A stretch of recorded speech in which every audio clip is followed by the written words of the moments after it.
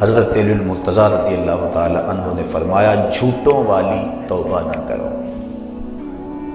عرض کی کہ یہ جھوٹوں والی توبہ ہے؟ فرمایا ہاں، زبان سے استغفار پڑھنا لیکن استغفار دل میں نہ اترے۔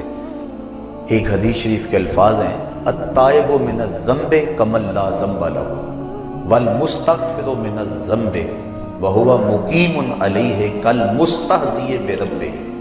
گناہ سے توبہ کرنے والا ایسا ہے جس طرح اس نے گناہ کیا ہوا ہی نہیں، اور استغفار کرنے والا اور گناہ کے اوپر وہ جمع ہوا ہے لیکن گناہ نہیں چھوڑتا اور استغفار کیے جا رہا ہے، فرمایا وہ ایسا ہے جس طرح اپنے رب سے مذاق کر رہا ہے۔ تو توبہ کی حقیقت تو یہ ہے کہ انسان عزم مصمم کرے کہ دوبارہ میں یہ گناہ نہیں کروں گا۔ جس طرح تھنوں میں دودھ کو واپس کرنا مشکل ہوتا ہے، اس طرح اس کا گناہ کی طرف لوٹنا مشکل ہو۔ تو حضرت علی المرتضیٰ رضی اللہ تعالیٰ عنہ نے فرمایا کہ سچوں والی توبہ کر، جھوٹوں والی توبہ نہ کر۔ اس نے عرض کی حضور آپ بتائیں سچوں والی توبہ کیا ہے؟ تو حضرت علی المرتضیٰ رضی اللہ تعالیٰ عنہ نے فرمایا سچوں کی توبہ کی 6 شرائط ہیں۔ پہلی شرط یہ ہے کہ گناہ پر ندامت اختیار کی جائے، جو سابق گناہ کیے ہیں اس پہ شرمندگی ہو۔ اور ایک روایت میں آتا ہے حقیقت التوبۃ الندم، توبہ کی حقیقت شرمندگی ہی ہے۔ جب بندہ شرمندہ ہو جائے تو یہ توبہ کا روپ ہے اور یہ توبہ کا انداز ہے۔ تو کہا پہلی چیز سابقہ گناہوں سے توبہ کر۔ دوسری بات جو فرائض رہ گئے ہیں ان کی قضا کر۔ توبہ کرنے سے پچھلی نمازیں اور جو فرائض اور روزے رہ گئے ہیں وہ معاف نہیں ہو جاتے، بلکہ توبہ تو اس بات کی ہے کہ جو وقت پہ میں نہیں پڑھ سکا اے اللہ وہ مجھے معاف کر دے، آئندہ میں وعدہ کرتا ہوں کہ جو میرے ذمے قرض ہے میں اس کو ادا کروں گا، اور نمازیں روزے اور دیگر جو تیرے حقوق ہیں میں ان کو ادا کروں گا۔ تو فرائض جو رہ گئے ہیں ان کی قضا کریں۔ تیسری شرط کسی کا قرض دینا ہو تو اس کو ادا کریں۔ چوتھی شرط کسی کے ساتھ جھگڑا کیا ہوا ہو تو اس سے معذرت کریں۔ پانچویں شرط جس طرح توبہ سے قبل گناہ کر کر کے اپنے نفس کو موٹا کیا اور قوی اور طاقتور بنایا، اب توبہ کا حق یہ ہے کہ تو اللہ کی اطاعت اور فرما برداری کر کے نفس کو ایسے ہی کمزور کاروں سے رگڑا دے۔ اور چھٹی شرط یہ ہے کہ آئندہ گناہ نہ کرنے کا عزم مصمم کر لے۔ کہا اگر یہ 6 شرطیں تیری توبہ کے اندر موجود ہیں تو وہ تو سچا توبہ کرنے والا ہے، ورنہ تو زبان سے استغفار پڑھنے والا ہے، تیری توبہ سچی نہیں ہے۔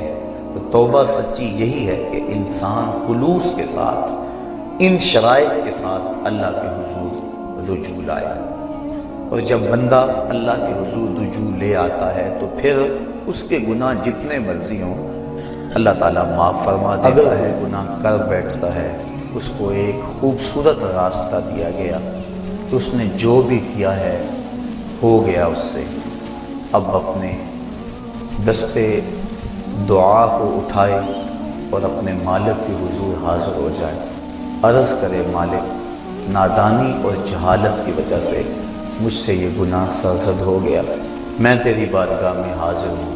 اللہ تعالیٰ پھر یہ نہیں دیکھتا کہ اس کے گناہ کتنے ہیں، یہ دیکھتا ہے کہ یہ آیا ہے میری چوکھٹ پہ، اور اللہ تعالیٰ اس کے پچھلے سارے گناہوں کو معاف فرما دیتا ہے۔ جو صغیرہ گناہ ہیں وہ تو ساتھ ساتھ مٹتے رہتے ہیں، ہم نماز پڑھتے ہیں، وضو کرتے ہیں، نیک اعمال کرتے ہیں تو صغیرہ گناہ مٹ جاتے ہیں۔ بلکہ ایک روایت میں آتا ہے جب کوئی شخص گناہ کرتا ہے تو فرشتہ اس گناہ کو لکھتا ہے، حتیٰ کہ 5 گناہ وہ کر لیتا ہے تو فرشتہ 5 گناہ لکھ لیتا ہے، پھر وہ نیکی کرتا ہے تو جو نیکی والا فرشتہ ہے وہ گناہ لکھنے والے فرشتے کو کہتا ہے آؤ سودا کر لیں۔ وہ کہتا ہے کیا سودا؟ تو وہ کہتا ہے کہ جب کوئی ایک نیکی کرے تو 10 نیکیاں میں نے لکھنی ہیں، میں 10 نہیں لکھتا 5 لکھتا ہوں، تو 5 گناہ مٹا دے۔ تو وہ برائیاں لکھنے والا فرشتہ 5 گناہ مٹا دیتا ہے اور یہ 5 نیکیاں لکھ دیتا ہے، اور اللہ تعالیٰ مومن کا معاملہ یوں ہی صاف فرماتا رہتا ہے۔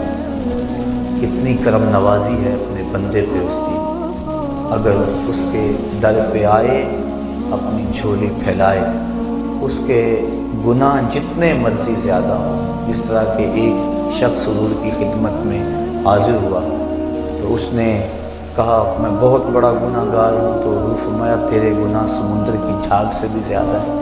تو اس نے کہا ہاں زیادہ ہیں۔ کہا زمین و آسمان سے بھی زیادہ ہے؟ کہا ہاں زیادہ ہیں۔ پھر حضور نے فرمایا کیا تیرے گناہ اللہ کی رحمت سے بھی زیادہ ہیں؟ اس نے کہا نہیں۔ تو اس کو مجدہ رحمت دیا گیا۔ تو اس کے حضور اگر کوئی جھولی پھیلاتا ہوا آ جائے تو اس جھولی کو خالی نہیں رکھا جاتا، مالک کے در پہ آنے والا اس کی رحمتوں کا حقدار ٹھہرتا۔ ارشاد فرمایا یا ایھا الذین آمنوا توبوا الی اللہ توبۃ نصوحا، اے ایمان والو اللہ کے حضور توبہ کرو۔ کون سی توبہ؟ توبہ نصوحا۔ اب توبہ نصوحا کیا ہے؟ مفسرین کے اس پر 22-23 اقوال موجود ہیں، لیکن حضرت معاذ بن جبل رضی اللہ تعالی عنہ حضور رسالت مآب صلی اللہ علیہ وآلہ وسلم سے روایت کرتے ہیں کہ آقا کریم کی خدمت میں ایک شخص حاضر ہوا، اس نے عرض کی مت توبۃ النصوح، حضور توبۃ النصوح کیا ہے؟ تو آقا کریم علیہ السلام نے ارشاد فرمایا ان یندم العبد علی الذنب الذی اصاب فیعتذر الی اللہ تعالی ثم لا یعود الیہ کما لا یعود اللبن الی الدرع۔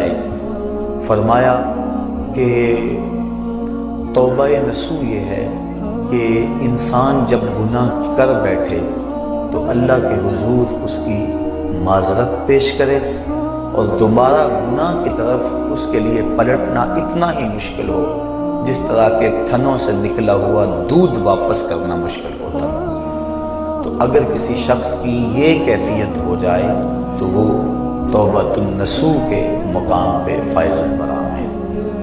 حضرت علی المرتضیٰ رضی اللہ تعالی عنہ تشریف فرما تھے کہ ایک اعرابی آیا، اس نے استغفار طلب کرتے ہوئے کہا اللہم انی استغفرک و اتوب الیک، اے اللہ میں تیری بارگاہ میں استغفار طلب کرتا ہوں اور تجھ سے رجوع کرتا ہوں۔